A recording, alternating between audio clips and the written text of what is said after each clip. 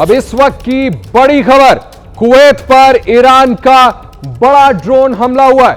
Drone हमले में Kuwait की इमारत तबाह हो गई है। ये देखिए, जो हम आपको तस्वीरें लगातार दिखा रहे हैं, ये कुवैत में ड्रोन से बाकायदा हमला किया गया है और किस तरह से ये इमारत देखिए आग के हवाले हो गई। इमारत में आग लगने से आपको बता दें अफरा तफरी मची हुई है। कुवैत पर ईरान का बड़ा ड्रोन हमला है ये, जो हम आपको तस्वीरों में दिखा रहे हैं, और इस पर जब हमला होता है उसके बाद वहां अफरा तफरी मच जाती है।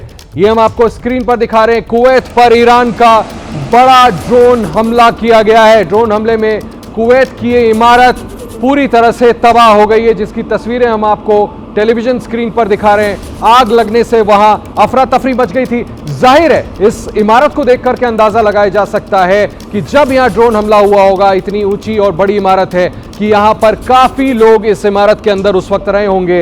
ये बड़ी खबर इस वक्त की, इस इमारत पर ड्रोन से कुवैत पे ईरान ने हमला किया है, जहां पर ये तस्वीरें हम आपको दिखा रहे हैं कि पूरी की पूरी इमारत पूरी तरह से ध्वस्त हो गई। विंग कमांडर साहब आपके पास वापस आता हूं। ये तस्वीरें देखिए आपने, कुवैत पर किस तरह से हमला हुआ, ड्रोन से हमला किया गया है सर, और आप अभी एक्सप्लेन कर ही रहे थे कि किस तरह से अब जानबूझ करके एक रणनीति के तहत, क्योंकि वो जमीन के अंदर सतह में जाकर मार नहीं पा रहे, तो अब अपनी स्ट्रैटेजी बदल रहे हैं।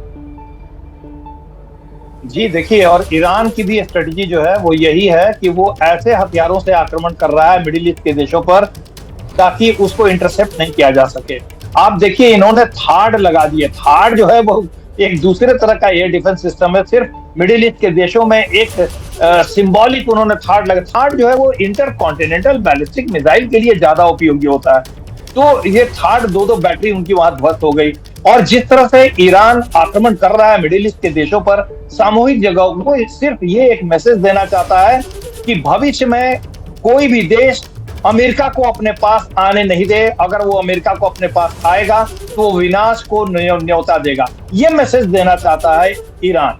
दूसरी एक और बात है कि ईरान ने बार बार कहा है, अभी उसने पेजेस्कियान ने माफी मांगी मिडिल ईस्ट देशों से, और ये भी कहा कि अगर वो आक्रमण नहीं करेंगे तो हम भी आक्रमण नहीं करेंगे उनके पास। लेकिन इसके बावजूद वहां आक्रमण हो रहे हैं। ये साफ बता रहा है कि command and control and communication system जो है वो पूरी तरह से ध्वस्त हो चुका है ईरान में, और टॉप लीडरशिप की बातें लोकल लीडरशिप तक नहीं पहुंच रही हैं, और इसीलिए अलग अलग जगहों से इंडिपेंडेंट डिसीजन लेकर के वो अटैक कर रहे हैं, जो ईरान के लिए आत्मघाती होगा। कमांडर साहब, इस बारे में ईरान की तरफ से कहा गया कि हमने तो ऑफर किया कि हम ना मारे अगर आप अपनी जमीन का इस्तेमाल हमारे खिलाफ ना करने दें, लेकिन उसके बावजूद रात में किस तरह से ऑयल डिपो पर हमला कर दिया गया। बहरहाल इस वक्त की एक और बड़ी ब्रेकिंग खबर के लिए सीधे वॉर रूम चलते हैं जिया के पास।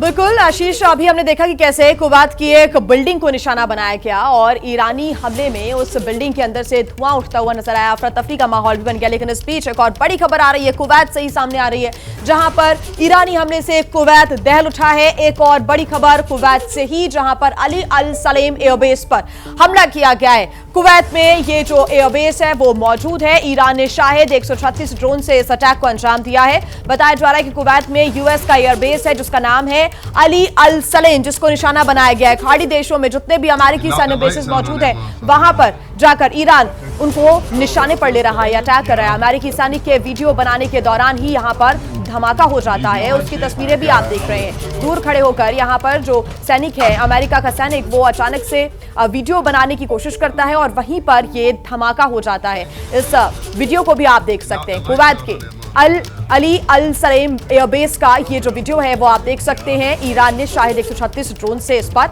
अटैक किया है। आशीष, ओवर टू यू। बहुत शुक्रिया जिया। अब बताएं, कुवैत में अमेरिकी एयरबेस पर हमला कर दिया गया।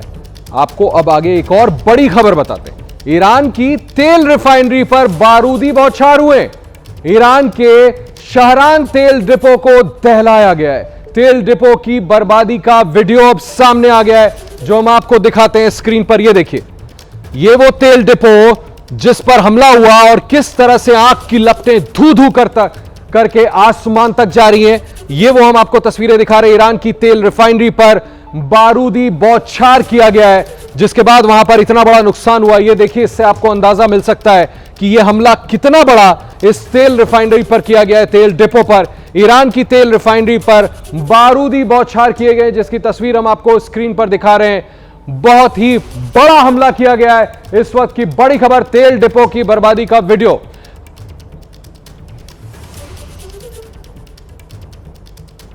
अब हर कोई जानना चाहता है कि ईरान अमेरिका के बीच छिड़ा युद्ध आखिर कब रुकेगा। क्या तेहरान वॉशिंगटन की धमकी के आगे झुकने वाला है? बड़ा सवाल माफ कीजिएगा। अगर ईरान ट्रंप की धमकी के सामने सरेंडर नहीं करता तो उसके पास दूसरा विकल्प है क्या? इस वॉर एक्सक्लूसिव रिपोर्ट को देखें आप।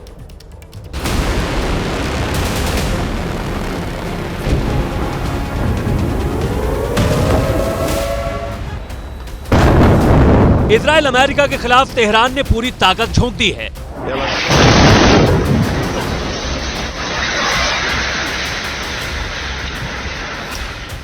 तेहरान अपने आसपास उन सभी देशों पर हमले तेज कर रहा है जहां अमेरिका की सैन्य बेस हैं या जहां से ईरान के शहरों पर अमेरिका और इजराइल लगातार बारूद बरसा रहे हैं। ईरान की तरफ से दुबई और अबू धाबी में ताबड़तोड़ ड्रोन अटैक हुए हैं। इसके अलावा ईरान ने इजराइल की राजधानी तेल अवीव में भी हमले किए हैं। तेहरान ने शनिवार को दुबई एयरपोर्ट पर बड़ा हमला किया। तेहरान के अटैक के बाद एयरपोर्ट पर धुआं उठता देखा गया। दहशत में लोग इधर उधर भागते दिखे। ईरानी हमलों के मद्देनजर दुबई एयरपोर्ट को फिलहाल बंद कर दिया गया है। सभी फ्लाइट्स को दूसरे एयरपोर्ट्स पर डाइवर्ट किया गया है। इसके साथ ही ईरान ने इराक के बसरा में एक अमेरिकी कंपनी पर ड्रोन अटैक किया। ड्रोन के हमले के बाद कंपनी की बिल्डिंग में भीषण आग की लपटें उठती देखी गईं। वहीं इजरायली डिफेंस फोर्सेज ने भी राजधानी तेहरान में भीषण बमबारी की है। तेहरान के कई इलाकों को नेस्तनाबूद किया है। इसके अलावा अमेरिका ने अपनी आक्रामकता बढ़ाते हुए अपने तीसरे एयरक्राफ्ट कैरियर की भी पश्चिमी एशिया में तैनाती कर दी है। अमेरिका का तीसरा aircraft carrier USS George Bush जल्द भूमध्य सागर में पहुंचने वाला है। अभी यूएसएस जेराल्ड फोर्ड वहां मौजूद है। इसके अलावा अरब सागर में यूएसएस अब्राहम लिंकन भी तैयार खड़ा है। Tonight will be our biggest bombing campaign, and we'll do the most damage to the Iranian missile launchers, the factories that build the missiles, and we are substantially degrading them.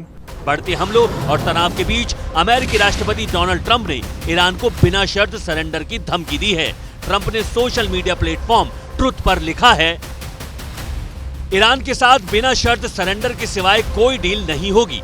हमारी शर्तों के हिसाब से Iran के leader का चुनाव होगा। Iran को आर्थिक रूप से पहले से कहीं ज्यादा बड़ा, बेहतर और मजबूत बनाएंगे। ईरान सरेंडर के लिए बिल्कुल भी तैयार नहीं है। तो क्या ये युद्ध भी लंबा खिंचने वाला है, या फिर जिस तरह जून 2025 में ईरान के खिलाफ अमेरिका इजराइल ने 12 दिन तक स्ट्राइक की और बाद में युद्ध विराम किया, इस बार भी कुछ ऐसा ही होगा। इस बीच दुनिया भर के सामरिक और रणनीतिक जानकार ईरान अमेरिका युद्ध का अपने अपने नजरिए से विश्लेषण कर रहे हैं। उन्होंने अब तक के युद्ध की स्थिति देखने के बाद 3 संभावनाएं जाहिर की हैं।